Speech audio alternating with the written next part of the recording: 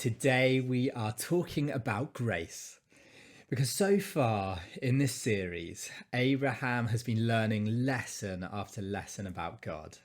He's learnt about the call of God. To be a Christian is to be called by God to go on an adventure of faith.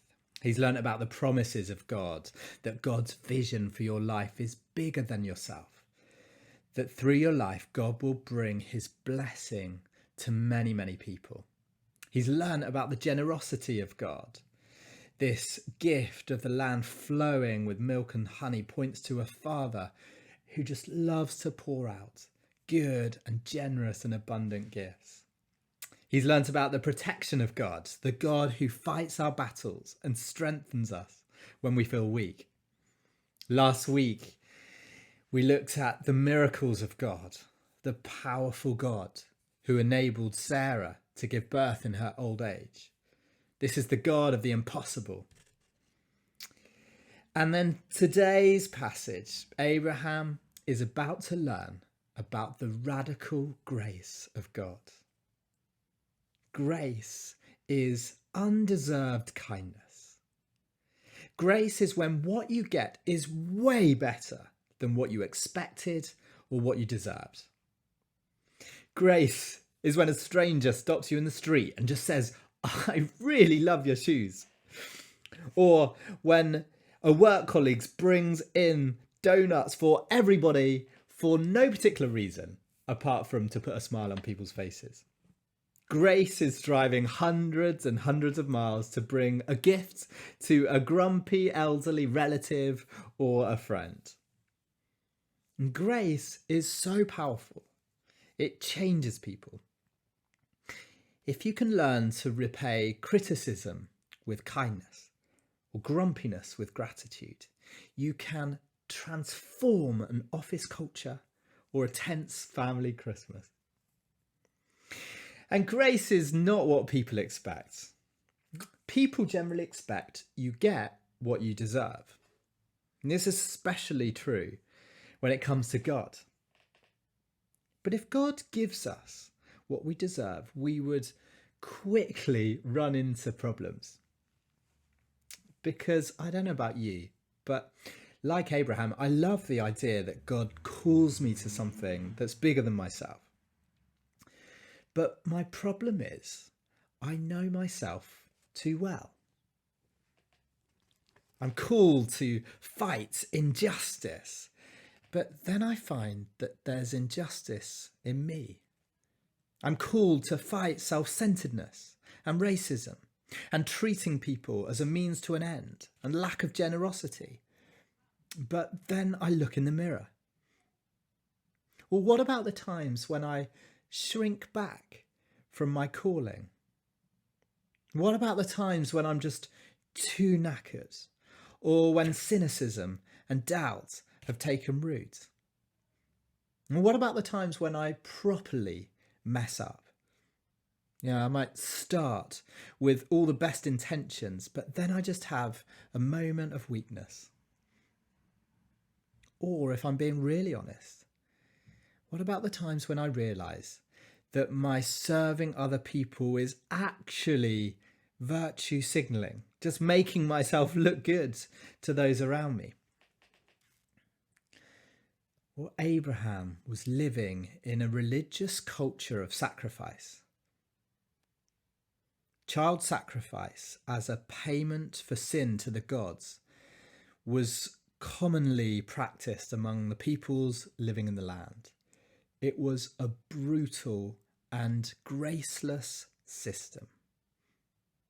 These sacrifices were rooted in the idea that the payment for sin is death.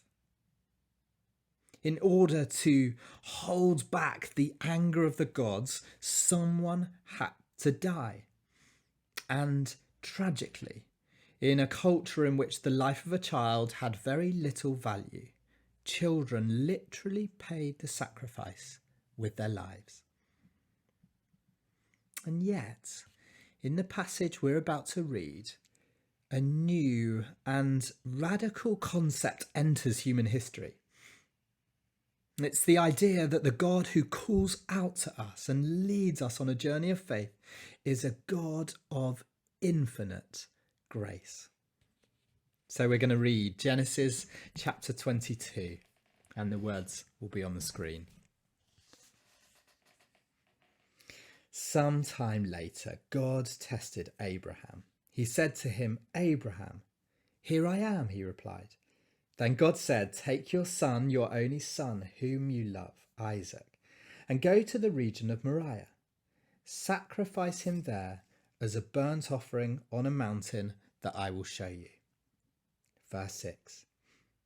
Abraham took the wood for the burnt offering and placed it on his son Isaac, and he himself carried the fire and the knife. As the two of them went on together, Isaac spoke up and said to his father Abraham, "Father." "Yes, my son," Abraham replied. "The fire and the wood are here," Isaac said, "but where is the lamb for the burnt offering?" Abraham answered, "God himself will provide the lamb for the burnt offering, my son." And the two of them went on together.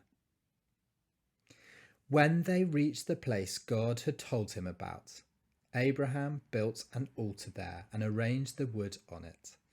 He bound his son Isaac and laid him on the altar on top of the wood. Then he reached out his hand and took the knife to slay his son. But the angel of the Lord called out to him from heaven, "Abraham, Abraham." "Here I am," he replied. "Do not lay a hand on the boy," he said. "Do not do anything to him. Now I know that you fear God, because you have not withheld from me your son, your only son." Abraham looked up, and there in a thicket he saw a ram caught by its horns. He went over and took the ram and sacrificed it as a burnt offering instead of his son.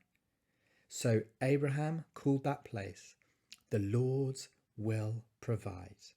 And to this day it is said, "On the mountain of the Lord it will be provided."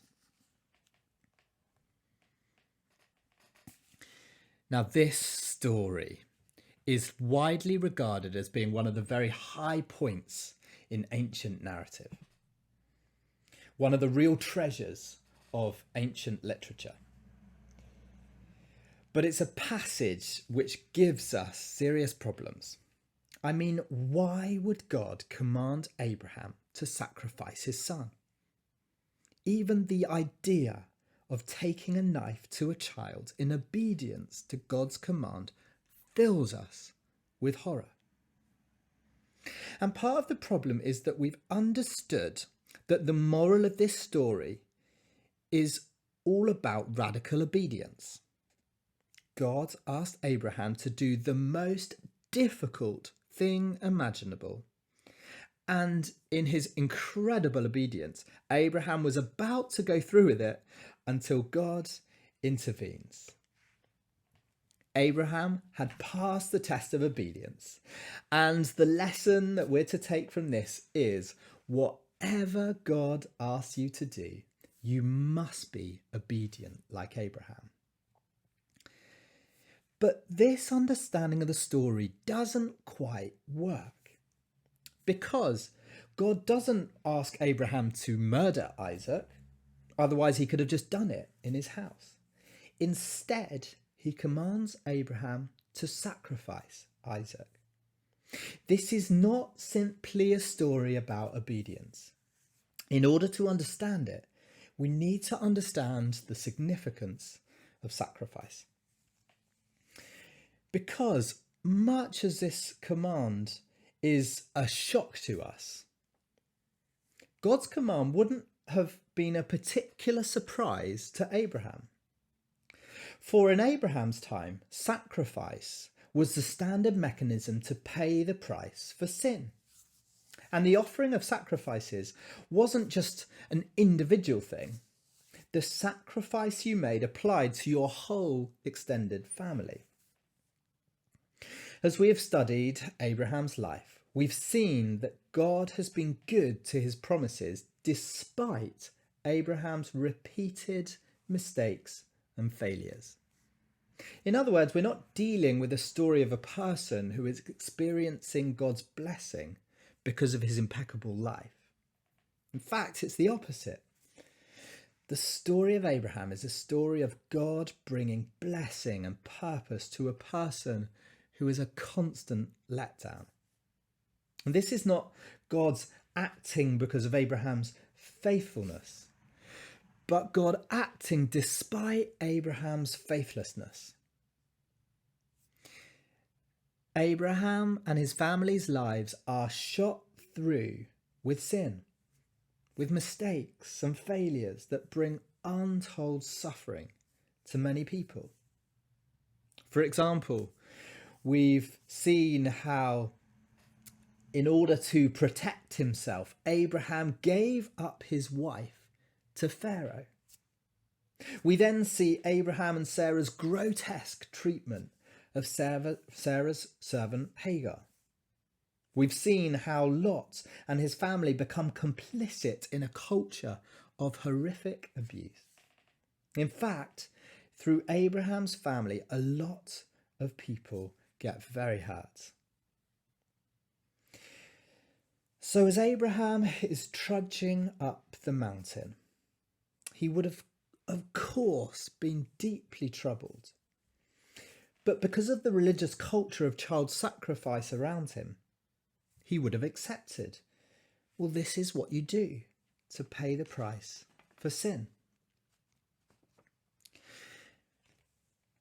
Sacrifice, if you want a definition, is the death of one thing so that something else can have new life.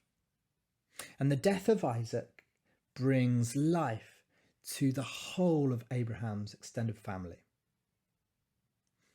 And this is the reason we don't see Abraham arguing with God or bargaining with him, as he did in an attempt to save the people of Sodom. However, even though Abraham thought he understood the need to sacrifice Isaac, there was one reason why this command didn't make any sense to him at all. God's command to sacrifice Isaac directly contradicted God's promise that Isaac's descendants would number the stars in the sky. How is Abraham to understand the contradiction between God's command and God's promise? Well, it seems, if you read the text closely, that Abraham didn't actually think that Isaac would die on the mountain, or even if he did, that God would bring him back to life. This is the reason why Abraham tells his servant in verse 5, "We will come back to you." And this is the reason why the writer to the Hebrews in chapter 11 writes, Abraham considered that God was able to raise Isaac from the dead. Well, as the story reaches its dramatic climax, we see how this contradiction is resolved. Isaac didn't die. We read, "The angel of the Lord called out from heaven, 'Do not lay a hand on the boy.'" And we all breathe a sigh of relief. Instead, Abraham sacrifices a ram as a burnt offering to atone for the sins of he and his family. Now we are shocked that God would command Abraham to sacrifice Isaac. But Abraham would have been shocked that God didn't require him to sacrifice Isaac. For this is surely what it's going to take to make payment for sin. And yet, Abraham is discovering that this God is different. This God does not demand us to sacrifice our children in order to atone for sin. In fact, this God protects the child from harm, whilst at the same time providing a substitute in the form of a ram. Later in the Bible, God utterly condemns the practice of child sacrifice. He says in Jeremiah 32, "I never commanded, nor did it enter my mind that they should do such a detestable thing." And as Abraham walked down the mountain with his son, not only would there have been unimaginable relief that his son had been spared and that the promise still stood, but even more than that, he walked down knowing that his sins and the sins of his family had been atoned for. All of their mistakes, all of their failures had been destroyed with that ram on the mountain. He walked down that mountain knowing that he and his family were saved from death. Their sins were forgiven and they were free. Now, we only really understand the full force of this story if we zoom right out to see it in its wider context in the Bible. Because throughout the Bible, God asked the prophets to do certain things that he would later do on a much larger scale. And these prophetic acts become allegories which point forward to the bigger acts that God is about to do. So, for example, God called the prophet Hosea to act the part of God in marrying a prostitute to symbolize God's commitment to an unfaithful people. God told Ezekiel to lie on his side for over a year to symbolize the future siege of Jerusalem. And in Genesis 2, God is asking Abraham to play the part of God in the sacrifice of his only son. The key to unlocking the meaning of Genesis 22 is Jesus. Jesus is the beloved Son, born of a miracle. Jesus willingly walked up the mountain carrying the wood on his back that would become the instrument of his death. Just as Abraham replaced Isaac with a ram, so God replaces us with Jesus. At the cross, Jesus takes on upon himself all of our mistakes and failures. He became the lamb that was slain for the sins of the world.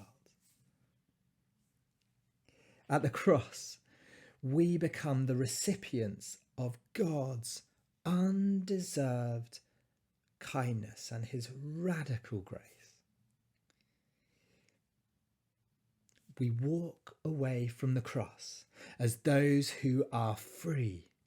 All of our mistakes and failures have been removed from us forever.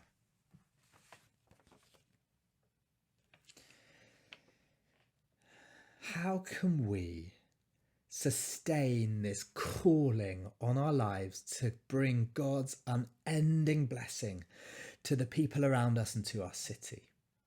When we know ourselves too well, we know that we are compromised.